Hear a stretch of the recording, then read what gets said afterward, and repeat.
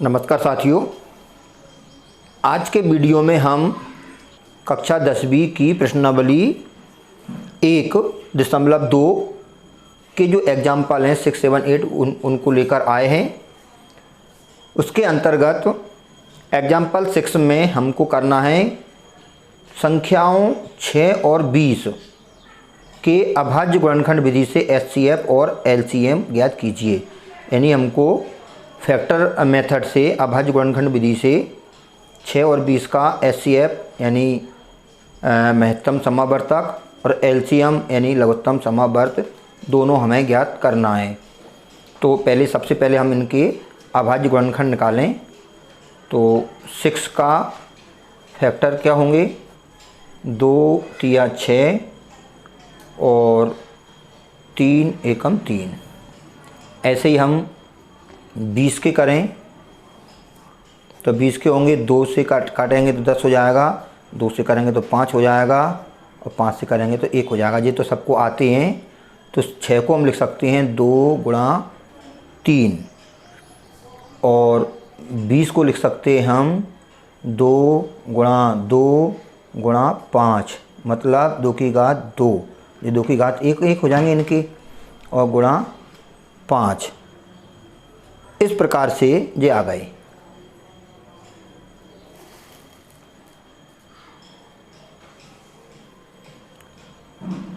अब HCF किसका? 6 का और 20 का। HCF में क्या होता है कि इन दोनों में जो कॉमन वाले अभाज्य गुणनखंड यानी प्राइम फैक्टर जो कॉमन है, उन कॉमन में सबसे कम पावर वाला लेते हैं। तो इसमें कॉमन क्या है? 2। देखो इसको तो सॉल्व करके जी आ गया। तो इनमें जो कॉमन है तो इसमें 2 की पावर 1 है, इसमें 2 की पावर 2 है। तो कम पावर वाला कौन सा है? 2। तो 2 की पावर 1 जी आपका कॉमन वाला आ गया। तो इस प्रकार से इसका एचसीएफ कितना हो जाएगा? 2। एलसीएम में क्या करते हैं कि जितने भी फैक्टर हुए इन दोनों के, उन दोनों में से सबसे ज़्यादा पावर का अपन लिखते हैं।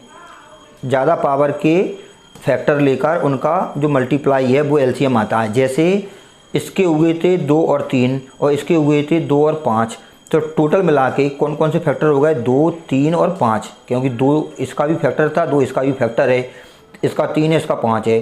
तो इनमें सबसे ज़्यादा पावर, तो इन दोनों में सबसे ज़्यादा पावर कौन सी है? ये वाली 2 की पावर 2। और 3 में इधर तो है ही नहीं है, तो ये 3 में सबसे ज़्यादा पावर तो वही 3 की पावर 1 है, इधर 5 की पावर 1 है। यानी इन दोनों में जितने भी फैक्टर हैं प्राइम वाले, उन फैक्टरों में सबसे ज़्यादा पावर देखते हैं। तो इन दोनों में 2 फैक्टर हैं, इसका भी 2 फैक्टर है, इसका भी 2 फैक्टर है, पर इनमें जे वाली पावर ज़्यादा है तो जे ले लिया।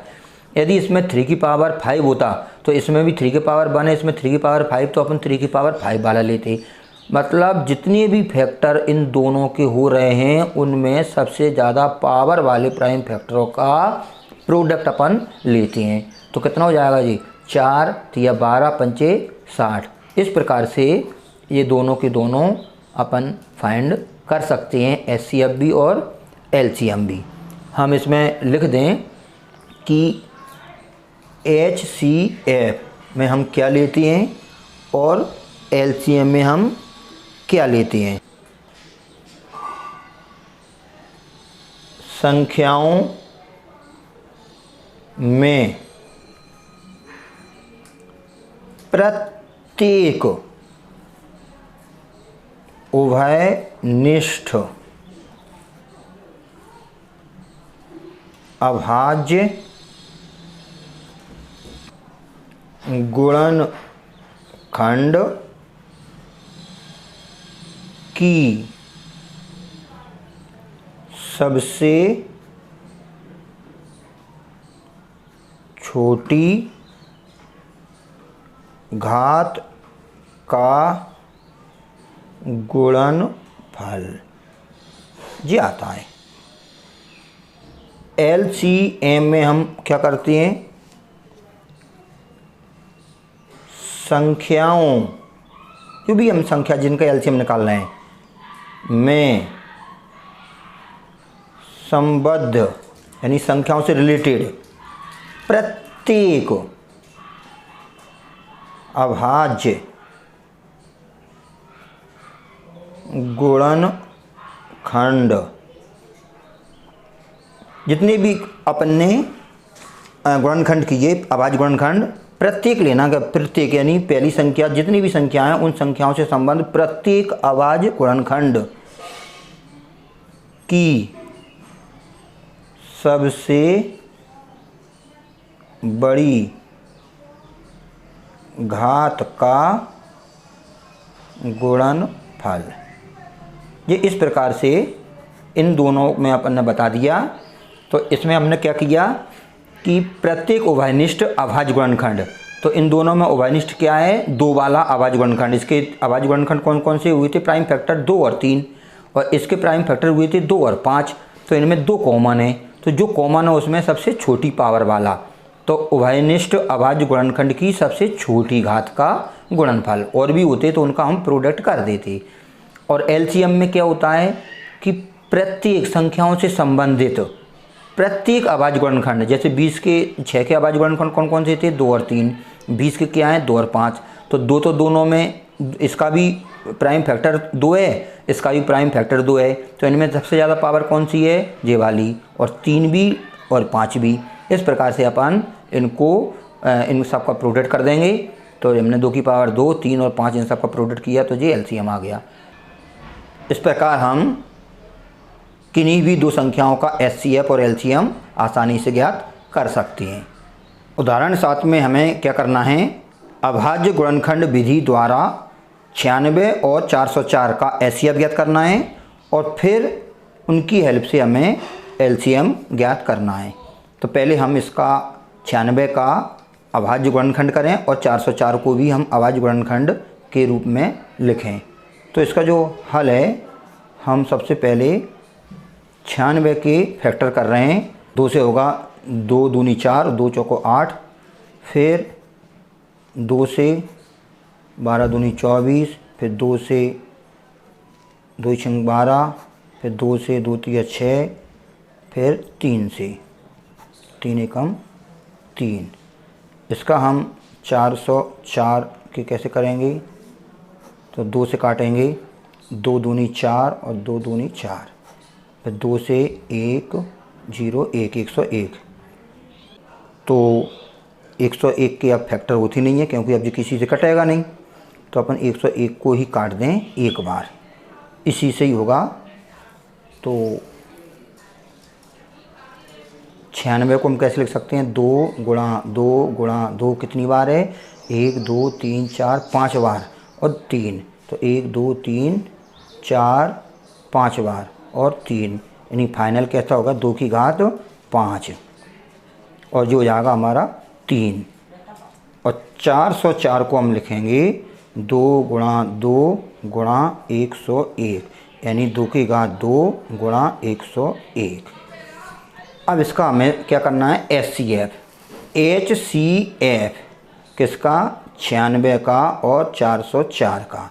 एचसीएफ में हमने क्या बताया था कि कॉमन में सबसे छोटी पावर, तो इनमें कॉमन कौन सा है, केवल 2 वाला अभाज्य गुणनखंड कॉमन है, तो इसमें सबसे छोटी पावर है 2 की घात 2, तो कितना हो जाएगा 4, ये एचसीएफ हो जाएगा। अब हम इसी की सहायता से एलसीएम भी ज्ञात कर सकते थे, पर हमको एक और मेथड मालूम है कि हम जानते हैं कि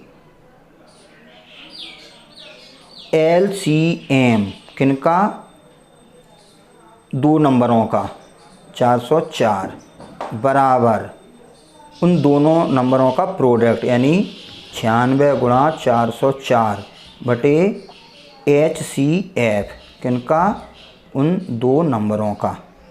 यानी यदि हम इसका क्रॉस मल्टीप्लाई करें तो 2 नंबरों का एलसीएम और एचसीएफ इनका गुणनफल उन नंबरों के गुणनफल के बराबर होता है। तो एलसीएम 96 और 404 का कितना होगा, 96 गुणा 404 बटे में कितना था 4, इसको हम 4 से काट दें, 4 दूनी 8, एक बचा 4 चौको 16, 24 गुणा 404, इनका प्रोडक्ट करेंगे तो 96 96। इस प्रकार से इसका एलसीएम आ जाएगा। यानी इसको अपन फाइनल लिखें कि अतः HCF 96 और 404 का वो कितना है 4, और LCM 96 और 404 का वो कितना है 96 96। इस प्रकार से जिसका आंसर हो जाता है। उदाहरण 8 में क्या है, संख्या 6, 72 और 120 का अभाज्य गुणनखंड विधि से HCF और LCM ज्ञात करना है। किन किन का 6, 72 और 120। तो सबसे पहले इनके अभाज्य गुणनखंड हम करें तो 6 का तो बिल्कुल सरल है, 2 तिया 6 और 3 एकम 3। 72 का 2 तिया 6, 1 बचा 2 छिंग 12 और 2 से काटेंगे तो जी 18 दूनी 36, 2 से काटेंगे तो 2 नम 18। अब जी 3 से कटेगा तो 3 एकम 3। फिर इसी प्रकार हम 120 का करें। 120 का आएगा 2 छिंग 12, फिर 2 से काटेंगे तो 30 बार जाएगा, फिर 2 से काटेंगे तो 15 बार जाएगा, फिर 3 से काटेंगे तो 5 बार जाएगा और 5 से काटेंगे तो 1 बार जाएगा। इस प्रकार 6 के कितने हो गए 2 गुणा 3। 72 के कितने होंगे 2 गुणा 2 गुणा 2 गुणा 3 गुणा 3, यानी 3 बार 2 हैं, 1 2 3 और 2 बार 3। तो ये हो जाएगा 2 की घात 3, 2 को हम पावर के रूप में लिख देंगे और 3 की घात 2। इसी प्रकार 120, इसका कितना हो जाएगा 2 गुणा 2 गुणा 2 गुणा 3 गुणा 5, यानी 2 की घात 3 और 3 और 5 और आ जाएगा। तो इसमें हम की इसकी जो पावर है वो कितनी है 1 है और 1 है, और इसमें भी 1 1।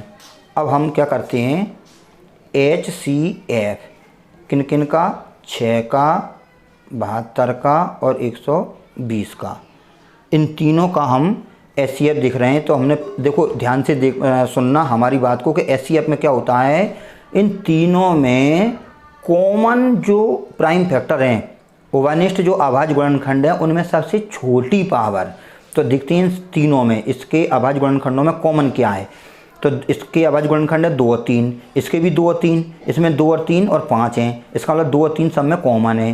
तो अब 2 कॉमन है तो 2 में सबसे छोटी पावर 2 की घात 1 है, तो 2 की घात 1। फिर 3 भी तीनों में कॉमन है तो उसमें सबसे छोटी पावर 3 की पावर 1 है, तो 3 की पावर 1। इस प्रकार ये 6 तो इसका हो गया HCF। LCM में क्या करते हैं इन तीनों का 6, 72 और 120, इनमें जो जो फैक्टर उगे हैं सारे फैक्टरों में सबसे ज़्यादा पावर वाला तो कौन कौन से फैक्टर हुए थे 2, 3 और 5। ये 3 फैक्टर हुए इन तीनों के जो भी प्राइम फैक्टर हुए वो 3 ही हुए, 2, 3 और 5, 2, 3 और 5। तो इनमें सबसे ज़्यादा पावर, तो 2 में सबसे ज़्यादा पावर कौन सी है 3, तो 2 में सबसे ज़्यादा पावर 3, 3 में सबसे ज़्यादा पावर 3 में सबसे ज़्यादा पावर 2 जाएगा, तो 3 में सबसे ज़्यादा पावर 2 और 5 में सबसे ज़्यादा पावर, तो 5 में ये सिंगल वाला ये वाला आ गया।